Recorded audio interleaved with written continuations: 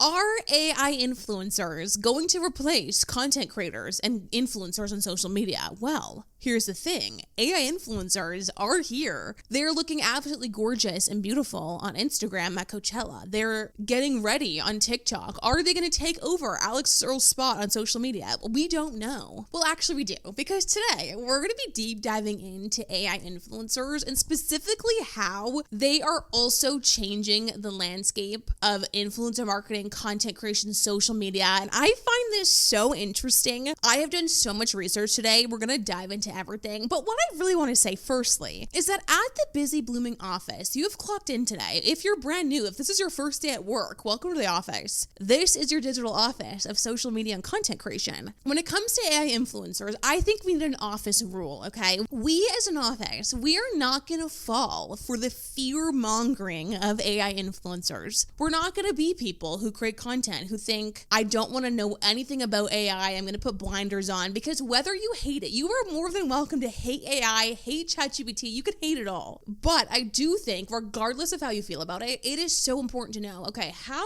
is AI changing the industry that we all are in? And so that is why I am here, to always tell you what needs to come across your desk, to keep you on the pulse with everybody in the busy blooming office. So this is kind of going to be a group meeting today, because I am dying to hear your thoughts. So comment down below, use the comment section as an extension today, either on Spotify or YouTube, and let's unpack all of our thoughts on AI influencers. I've done a bunch of research. We have a lot of work to do together today. So welcome to work. If you're new, make sure to subscribe. Subscribing is like grabbing your desk at the busy blooming office. If you're new, introduce yourself to your coworkers below. You'll see when you introduce yourself how kind and nice everybody is. We'll welcome you into work with open arms. So with all that being said, let's just get into it. Let's clock in and let's go to work together today. Okay, before we get into it, we need to discuss something, because if you were somebody who creates content, not just to build a community, but also to convert sales, whether it's to your coaching, your courses, your products, one of the most overlooked ways to grow your business is through SMS and email marketing, which is so crazy because those are the most effective ways to grow your business, which is why I'm so excited that Brevo is sponsoring today's episode. And I'm going to paint you a picture of how you can convert your views on social media to sales. Okay, so let's just say you post your gorgeous, amazing content on social media. By using Brevo, you can build a system for you to connect with those people after they see your content. So with Brevo, you can create a form or a landing page for your link in bio where people could sign up. You could do a freebie or an email list, and then you can use that to create tons of different ways that you can connect with those people. You could do SMS messages with Brevo. Like texting your potential clients, your potential customers, is the most powerful marketing tool. You could do automated flows. They also have such beautiful email templates that you can use. And one thing I just love about Brevo is that they bring everything that you do together in one place. So to stop overcomplicating your systems and start scaling your vision, go to get.brevo.com/Tess. I've put the link in the very top of the description and the pinned comment. And you can use my code TESS to save 50% off on their starter and standard plans for your first 3 months. And this offer is only for new paying customers, so definitely go check them out. And thank you so much to Brevo for sponsoring this week's episode. And let's clock in and go to work together today. Okay, so the first thing I think we need to do is just do a bit of a pulse check of the landscape of AI influencers. Like, how many are there? What's the situation right now? So the first thing I want to say is that AI influencers and the concept of having an influencer that is not a real person is actually not as new of a concept as you might think. Because 10 years ago in 2016, little Michaela was born into the social media universe. Does anybody remember Shane Dawson, jump scare, but remember Shane Dawson when he did an interview, like one of his conspiracy videos with little Michaela, and he did an interview with her, and it was like the craziest thing at the time of him interviewing like a quote unquote robot, people were saying. I actually just went back and watched it in prep for this, and it reminds me so much of when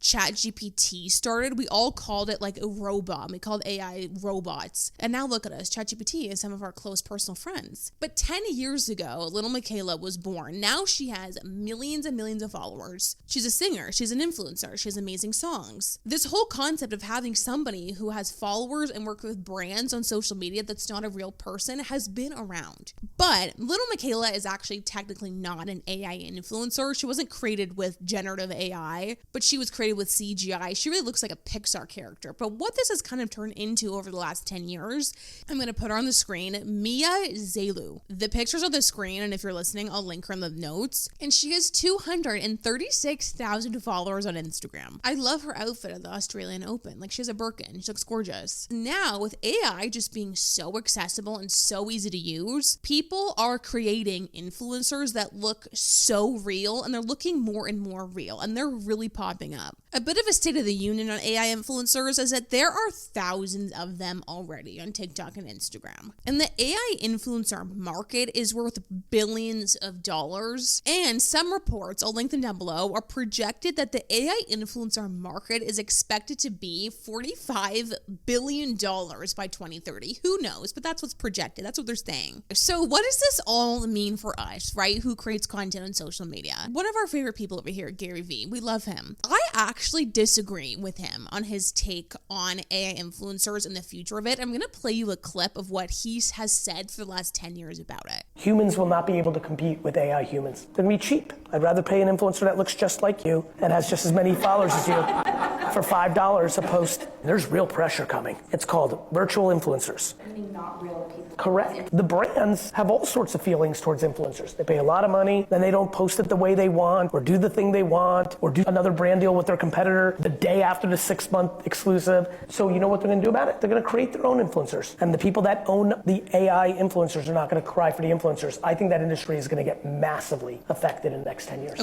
Okay. So we love Gary Vee. You know, you could consider the Busy Living Office as a V friend. Isn't that what they call them? But his whole idea that AI influencers are going to replace the way that brands work with creators because they're way cheaper. You could pay an AI influencer $5 instead of $5,000. I actually disagree with. The whole conversation about replacing influencers with AI influencers, I feel like people are missing the nuance of what an influencer actually is. Because we talk about this all the time over here, that there are different types of ways of people even you can be on social media, of ways you can create content and make a business from it. There's an influencer, like someone like Alix Earle. She works with brands to talk to her community. She has millions of followers. She talks about her life, and you're so connected to her. So there's kind of the influencers and content creators who have a community and have like an influence on those people. But then there's UGC content creators. These are people who don't have an influence, they don't have a community, but their business, the way they make money, is truly by creating content for brands. I actually do this as well, where you don't even show your face necessarily, but you're just creating content, showing a product, and then sending it to the brand, and they can use that in an ad. It actually has nothing to do with your likeness or your community or your followers.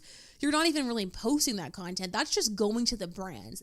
That is what I think AI influencers could potentially replace. And this isn't necessarily AI influencers. I think this is just AI in general. I think will replace that. It is so easy to go on to Gemini's and Nana Banana Pro, Midjourney, so many different AIs, ChatGPT, and you can create, and I'm going to put one on the screen, you can create a road peptide, lip peptide ad that looks so real. And I think that's going to just become a really normal thing that brands are going to do. Billboards, Instagram ads, YouTube ads, like everything you see that's like product-based photo shoot aesthetic content, I think, unless it is using the likeness and the influence and the brand of somebody, they're probably going to be created with AI. Is that something I want to happen? Absolutely not. But I think that is what is going to happen. But I think it's going to be really hard to make AI influencers influential. Brands don't pay people like Alix Earle millions of dollars because of what her content looks like. They pay for her influence. That is what is hard and expensive. Influence is what is expensive, not content. It's worth millions of dollars for Alix Earle to talk about a product because her audience really does trust her,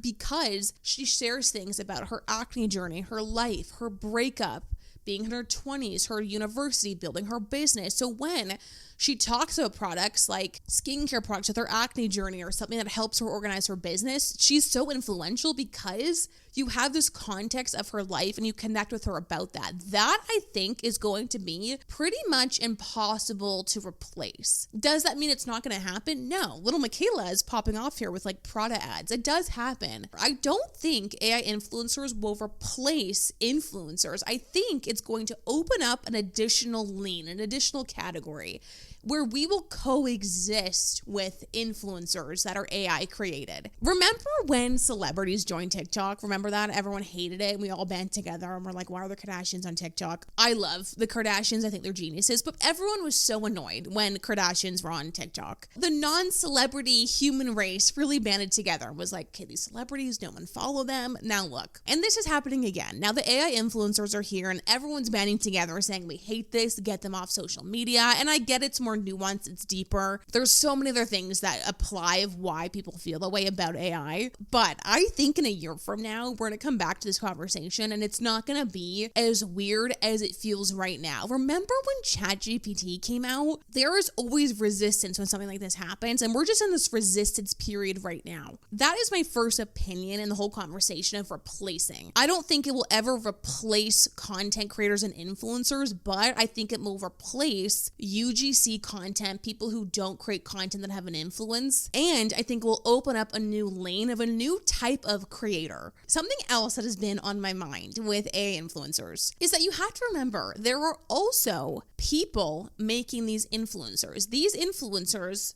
like little Michaela and Mia, these are created by real people. And so I think the AI influencers that are going to win and like really grow in the future are going to be the influencers that maybe we know is a character of somebody, but we almost view them as like a vessel to communicate what a real person is thinking. It's like another type of faceless content where if somebody really wants to share their journey with their divorce or their career or something horrible that they've gone through or something amazing they're going through, but they openly say, I don't want to show my face, but I want to kind of create a character to talk about all this. I think that is an untapped into opportunity where it kind of opens up this fresh category where we coexist with these AI influencers. That's kind of a new type.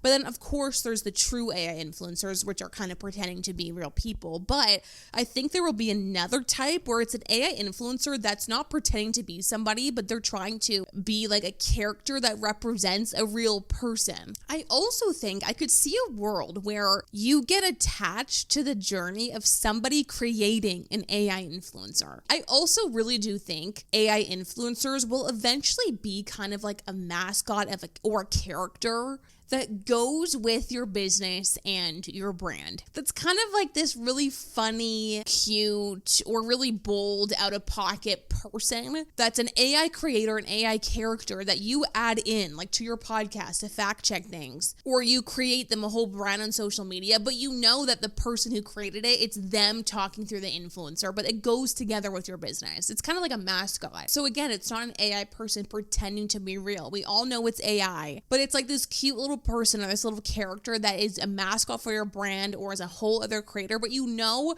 the person who created it. So you're attached in that way too. The AI influencers that we're seeing now is AI pretending to be real. But when it's really going to change and take off is when we know it's AI and we love them for that. We know the person behind it, or it goes with a business or person that you love. The AI influencer talks about that he's AI, and then it's like this funny, entertaining thing. So let me just pause for a sec. All we need to know is that AI influencers, the concept of them has been here for over 10 years. They're really starting to grow. But in my opinion, they're never going to replace influencers. They're going to open up a new lane where we coexist with them, kind of like with celebrities on TikTok. I think AI in general will replace UGC content and ads that doesn't have an influence attached to it. It will shift from AI pretending to be a person to knowing that it's AI, and we just start to like love this new type of creator on social media. That's where I see it going. But there are so many different ways that like businesses are starting about AI influencers. Like, firstly, people are selling courses and coaching on how to build an AI influencer and make money from it, which I personally would like not recommend or do. I actually went on Reddit and I saw people who had bought the courses and they said it like didn't work. But that is a whole business right now, is people creating AI influencer courses and coaching of how to do it. Another business is people are obviously creating AI influencers hoping to get brand deals and grow as an AI person. People are creating AI agencies where you create UGC content through AI. It's very nuanced and very segmented. Like, I think the AI influencers is very different than AI content and UGC content. I think it's the beginning of all of this, but I think it's going to happen so fast. And I don't think it's going to replace influencers at all. The real people, like all of us, who have podcasts and platforms and brands, being a real person is going to be your competitive edge. It's going to be the best thing about you. So we talk about that all the time. That's why it's so important to like lean into the human side. But I think this fresh category where we all coexist of AI creators, it's happening. And I'm really interested to see how it goes. Again, you could totally hate this and think this is the most insane, unethical, horrible thing to happen. But I think it's important to stay on the pulse of what's going on, how this is working as people who create on social media. And it's just like actually mind blowing. So I think social media, you could say, is definitely changing. There's going to be like Pixar movies to watch through vlogs and mascots for companies and AI creators that we all know as AI. And then we're going to love the person who created it. We'll keep checking in on the AI influencers and what's going on. But with all that being said, I think that is everything that needs to come across your desk. A mix of my thoughts with some facts on what's going on. And let me know your thoughts. I'm dying to know what you guys think down below. So let me know what you think. And I think that concludes our meeting of the week. Now it's time to get into some content ideas and some trends to fill up your content calendar for the week. So let's just clock out of our meeting and let's just get into some content ideas and trends of the week. Okay, so every single week on the Busy Blooming podcast, of course, I give you one evergreen content idea and one trend. I pull these from the Busy Blooming HQ content ideas and trends report.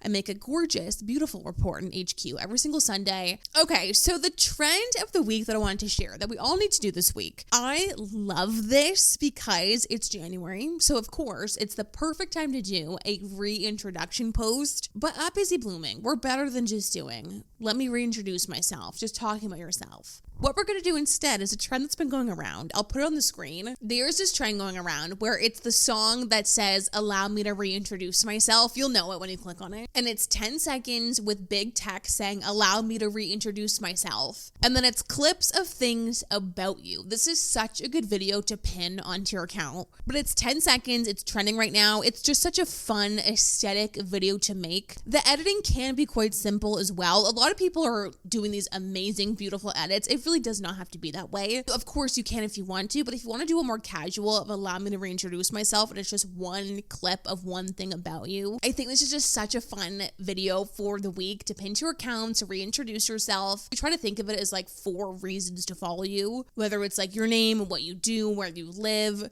your experience, something you're going through.